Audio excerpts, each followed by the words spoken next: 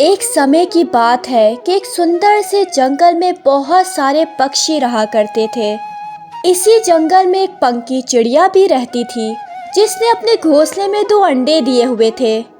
ارے پتہ نہیں وہ دن کب آئے گا جب میرے سندر سے بچے اس گھونسلے میں کھلیں گے۔ مجھے بے چینی سے اس دن کا انتظار ہے۔ ایک دن جب پنکی چڑیا رات کو سو کر اٹھتی ہے تو اس کے گھونسلے میں 2 بچے بیٹھے ہوتے ہیں۔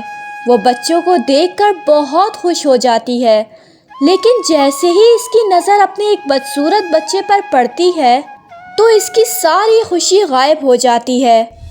ارے یہ اتنا بدصورت کیوں ہے؟ اگر میرا بچہ ہوتا تو میری طرح سندر ہوتا۔ مجھے لگتا ہے رات کے اندھیرے میں کسی پکشی نے اپنے بچے سے میرا بچہ بدل لیا ہے۔ اب میں اس کا کیا کروں؟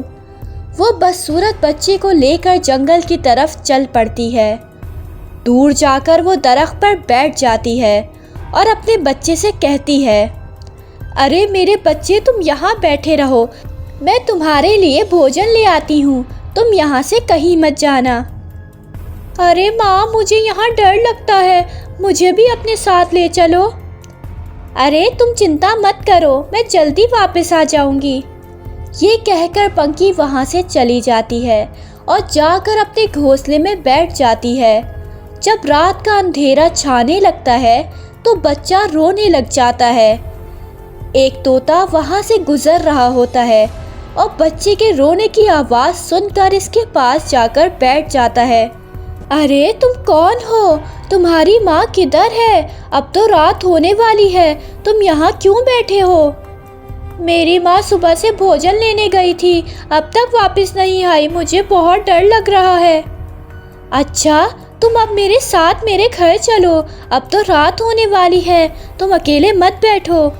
طوطا اسے اپنے گھر لے جاتا ہے اور بہت دن تک اس کی ماں کو ڈھونڈتا ہے، لیکن اسے کوئی خبر نہیں ملتی۔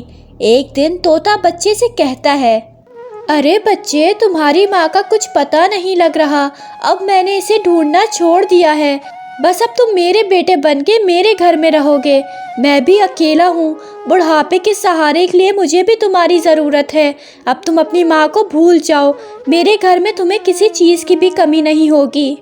اس کے بعد بچہ طوطے کے ساتھ رہنے لگ جاتا ہے۔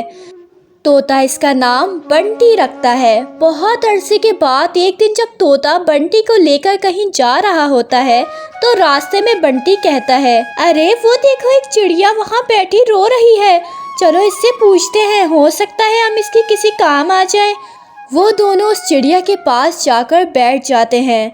بنٹی فوراً اس چڑیا کو پہچان لیتا ہے کیونکہ وہ اس کی ماں ہوتی ہے۔ ارے ماں تم کیوں رو رہی ہو؟ کیا ہوا ہے اور یہاں اکیلی کیوں بیٹھی ہو؟ ارے تم مجھے ماں کیوں کہہ رہے ہو؟ میں تمہاری ماں تو نہیں ہوں، میں تو منّے کی ماں ہوں۔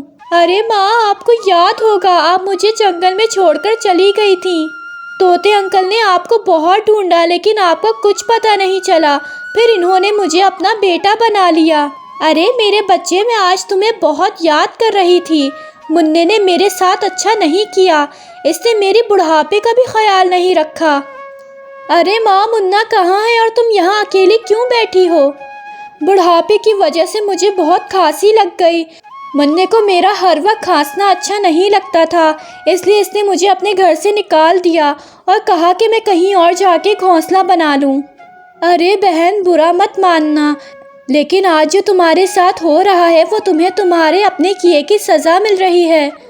بنٹی بدصورت تھا اس لیے تم اسے جنگل میں چھوڑ کر چلی گئی، منا تمہیں بہت پسند تھا اس لیے تم نے اس کا ہر طرح سے خیال رکھا، لیکن وقت بدلنے میں دیر نہیں لگتی، آج اسی منّے نے تمہیں گھر سے نکال دیا۔ ہاں طوطے میاں مجھے آج بڑی شدت سے اپنی غلطی کا احساس ہو رہا ہے۔ ارے بہن تمہارا بیٹا بنٹی بہت اچھا ہے اور فرما بردار ہے، میں بھی اب بوڑھا ہو چکا ہوں لیکن یہ میرا ہر طرح سے خیال رکھتا ہے، کاش تم نے اسے اس دن اکیلا نہ چھوڑا ہوتا تو آج تم شانتی سے اپنا جیون بتا رہی ہوتی۔ اچھا بہن جو ہونا تھا ہو گیا، آؤ چلو ہمارے ساتھ، آج سے تم بھی ہمارے ساتھ رہو گی۔ اب تو بنٹی بھی بہت خوش ہے کیونکہ اسے اس کی ماں مل گئی ہے۔ اس کے بعد وہ تینوں وہاں سے اڑ پڑتے ہیں اور اپنا باقی کا جیون شانتی سے بتانے لگ جاتے ہیں۔